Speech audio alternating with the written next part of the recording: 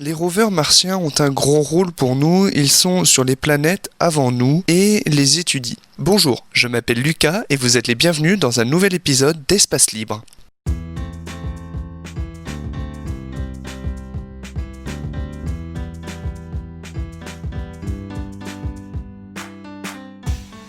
En effet, ces sondes sont là pour examiner les planètes, en l'occurrence Mars. Cette planète en a vu 3 mobiles, Spirit, Opportunity et Curiosity. Et les premiers à avoir posé un rover sur Mars qui ait fonctionné plus de 15 secondes sont les Américains, avec le programme Viking, qui donnera les premières images en 1976.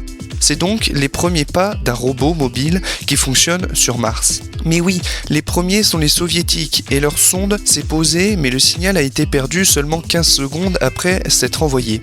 Alors qu'est-ce qui fait que ces rovers ont du mal à se poser ? Eh bien c'est simple, l'atmosphère martienne est 100 fois plus fine que celle de la Terre et la gravité y est de 0,38 g.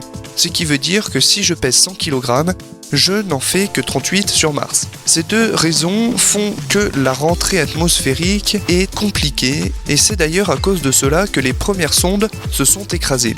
L'une de ces deux sondes n'a pas pu ouvrir à temps ses parachutes par exemple.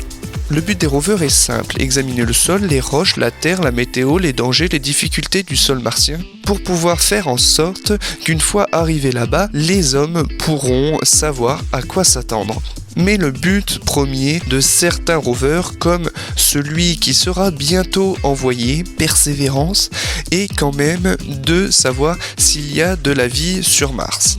Les missions Viking 1 et 2 ne trouveront rien de particulier pour ce qui est de la vie. Mais en tant que premier rover, ils vont apporter pendant respectivement 4 ans et 6 ans des multiples informations dont la cartographie complète de la planète grâce aux orbiteurs de ces rovers.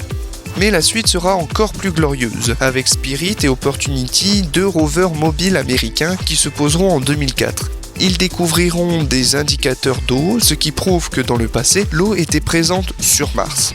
Rappelons que l'eau est un des facteurs hébergeurs de la vie principale sur une planète, car s'il n'y a pas d'eau, il n'y a pas de vie, mais ils vont aussi analyser l'atmosphère de Mars en profondeur. 16 ans de fonctionnement sur Mars pour Opportunity qui vont être pleins de découvertes. Ces rovers ont surpris tout le monde, du moins à la NASA, car au départ, ils ne devaient faire qu'une centaine de mètres et ne duraient que 90 jours. C'est en effet une durée de vie 64 fois supérieure à leur estimation. Ensuite, en 2011, c'est Curiosity qui est envoyé sur Mars. Il est très technologique car équipé de 2 mini-laboratoires et d'un laser qui est capable d'analyser la composition des roches à distance. Il n'a plus besoin de prélever des échantillons, même s'il le fait quand même pour avoir des données plus précises.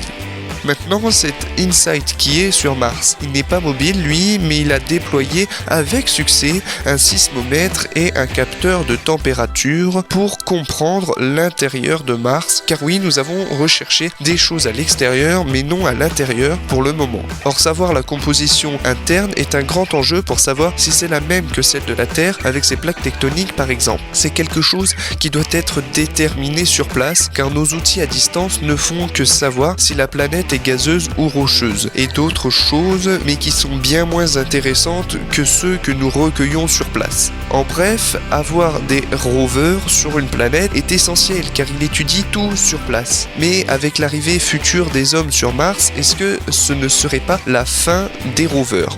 Eh bien en fait non, car l'homme ne va pas pouvoir explorer toute la planète. Il ne pourra pas beaucoup s'éloigner de son camp de base, alors les rovers sont encore la seule solution pour explorer sur les longues distances la planète Mars et en découvrir encore plus sur Mars et peut-être, qui sait, un jour y trouver de la vie présente ou passée, ce qui signifierait beaucoup. Nous pourrions nous baser sur ces vies-là pour comprendre le futur de notre planète à nous, car Mars auparavant était comme nous, avec des mers, des lacs, etc.